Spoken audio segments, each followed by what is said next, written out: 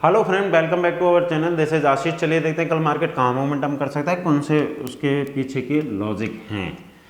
यहाँ पे अगर अपन देखें कि अपन क्लियर वे में यहाँ पे अपन डिसाइड करते आ रहे हैं हर एनालिसिस पे कि कहाँ पे तो अपन को यहाँ पे मार्केट को यहाँ पे अगर बैंक निफ्टी को शॉर्ट करना है, कहाँ पे तो शॉर्ट करना है और कहाँ पे अपन को यहाँ पे बाई करना है। अगर अपन यहाँ पे कल के एनालिसिस का वीडियो अगर अपन देखें तो क्लियर वे में मैंने आपको बताया था कि अगर यहाँ पे 37,780 के नीचे अगर बैंक निफ्टी निकलता है तो इमीडिएटली आप वहाँ पे शॉर्ट कर सकते हो। नीचे का जो आपका टारगेट रहेगा 37,400 से लेके 37,150 यहाँ तक के आपको लेवल देखने के लिए मिल सकते हैं। बट रिसेंटली हुआ क्या कि मैंने आपको ये भी बताया था कि अगर अपन 15 मिनट के चार्ट पे अगर अपन यहाँ पे कोई भी अगर आपको नेगेटिव कैंडल दिखता है तो वहाँ पे अपन क्या कर सकते हैं कि शॉर्ट कर सकते हैं, जो कि मैंने आपको 37,900 पे जब बैंक निफ्टी ट्रेड हो रहा था, यानी कि 37,940 के आसपास ट्रेड हो रहा था, वहाँ पे मैंने आपको क्लियर वे में बताया था कि यहाँ पे आप बैंक निफ्टी को शॉर्ट कर सकते हैं, जो कि नीचे का एक अच्छा खासा यहाँ पे साइडवेज चला गया था मार्केट। उसके बाद में अपन ने जो लो लगाया है यहाँ पे 37,480 के आसपास का यहाँ पे लो लगाया है। बट अगर अपन इस चीज़ को आइडेंटिफाई करें, इससे पहले मैं आपको एक चीज़ बताना चाहूँगा कि अगर आप ऑप्शन बायर हो, ठीक है, ऑप्शन बाय के लिए एक सबसे इंपॉर्टेंट चीज़ क्या होती है कि अगर कोई भी पोजीशन अपन ने यहाँ पे बाई की है, ठीक है, तो ऐसा तो कभी भी हो नहीं सकता कि मार्केट अगर आपने बाई किया है तो वहाँ से पर्टिकुलर नीचे की तरफ कंटिन्यू करे, ठीक है। जनरली क्या होता है कि अपन ने यहाँ पे क्या किया, यहाँ पे अपन ने कोई पोजीशन बाई कर ली, सपोज दैट कि यहाँ पे अपन ने कोई पोजीशन बाई कर ली, ठीक है। उसके बाद में अभी ये 15 मिनट का कैंडल है, ठीक है। बट कोई भी अगर मार्केट का कोई भी सिचुएशन होती है, आप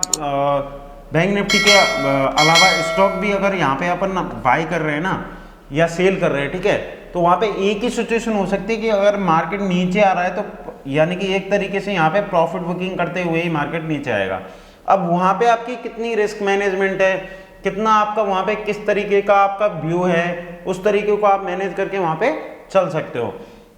बट जनरली क्या होता है कि जैसे सपोज दैट कि यहाँ पे किसी ने यहाँ पे शॉर्ट कर दिया, ठीक है, शॉर्ट करने के बाद में वो नीचे की साइड में अगर उसने सपोज दैट कि 30 यानी कि 340 पे यहाँ पे किसी ने कोई पुट ऑप्शन बाई कर लिया, ठीक है, अगर वो बाई दबे ऊपर की तरफ यानी कि 360 के पास में अगर वो यहाँ पे ऊपर की तरफ निकल जाता है तो उसको एक अच्छा फील होता है। बट अगर वो नीचे की तरफ यहाँ के 300 के पास में अगर आता है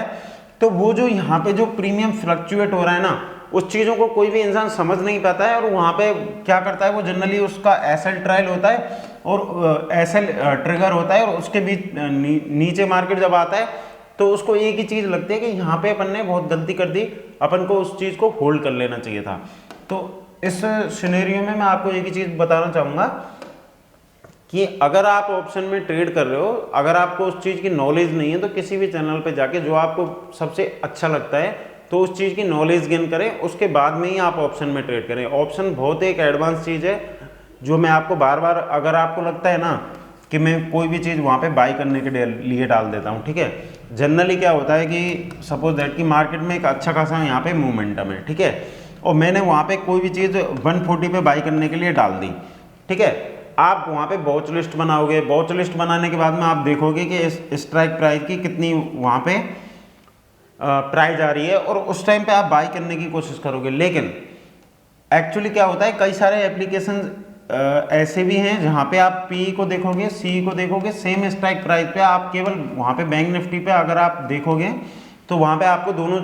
तरफ की पोजीशन दिख जाएंगी, जो मैं आपको एक वीडियो बनाने वाला हूँ उस चीज़ में आप उस चीज़ को देख सकते हैं। बट यहाँ पे अगर आप ऑप्शन बायर हो तो आपको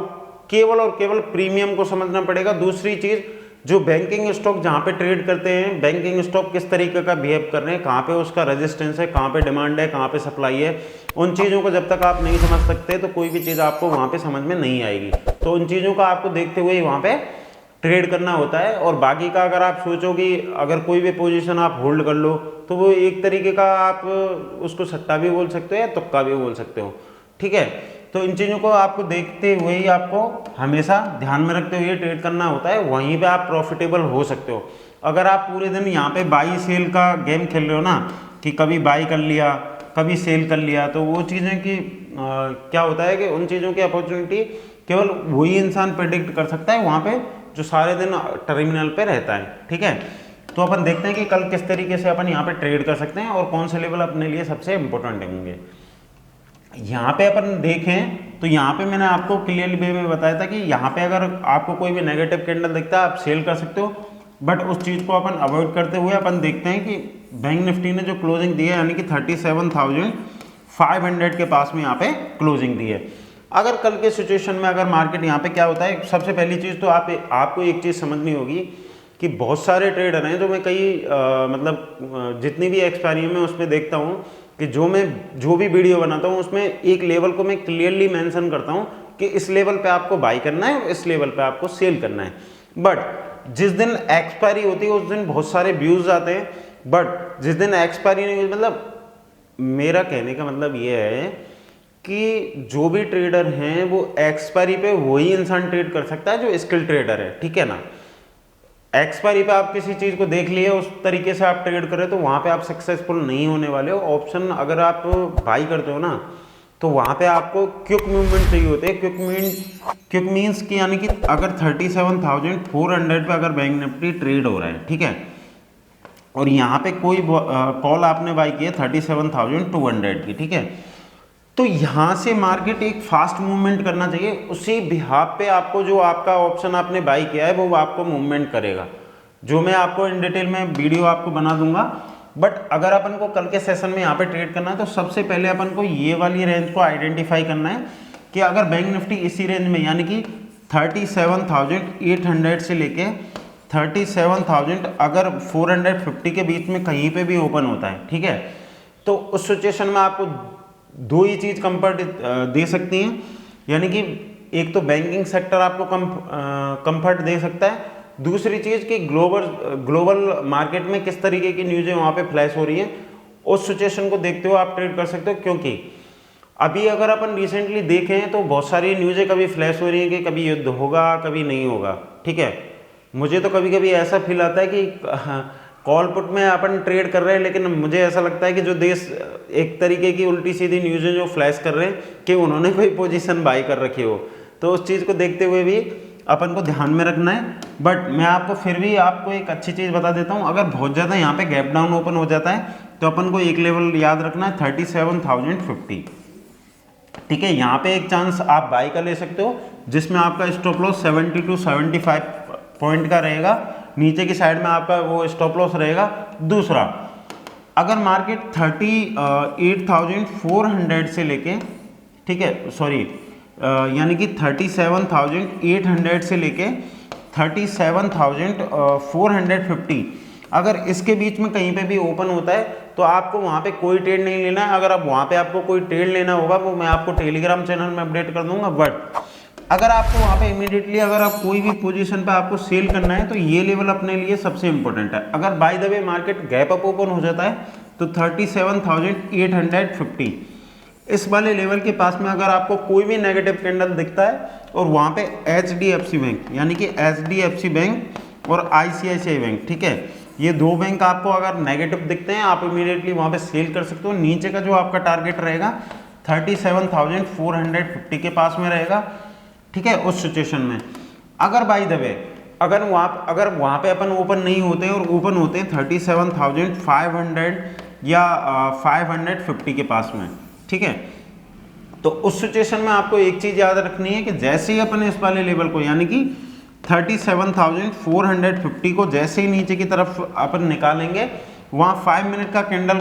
आपको नीचे की साइड में अगर क्लोज होता हुआ दिखता है तो आपका जो टारगेट होगा 37,150 और 37,050, ये दो लेवल आपको देखने के लिए मिल सकते हैं। बट अगर इससे भी नीचे कंटिन्यू करता है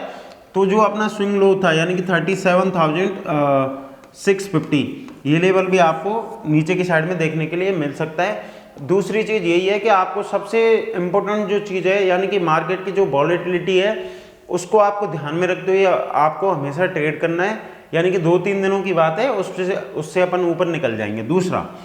अगर अपन को बाइंग सिनेरियो देखना है तो बाइंग में अगर अपन देखेंगे तो यहाँ से इस वाली रेंज से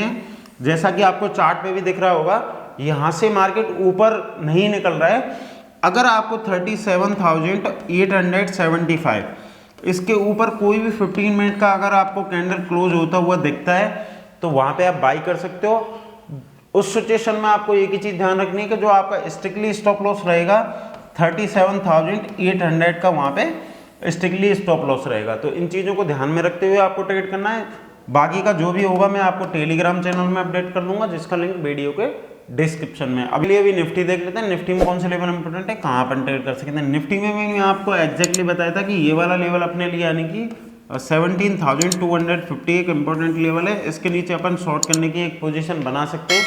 बट एग्जैक्टली क्या हुआ कि इसी जगह आके उसने सपोर्ट लिया, सपोर्ट लेने के बाद में ऊपर की तरफ यानी कि एक तरीके से अगर देखें तो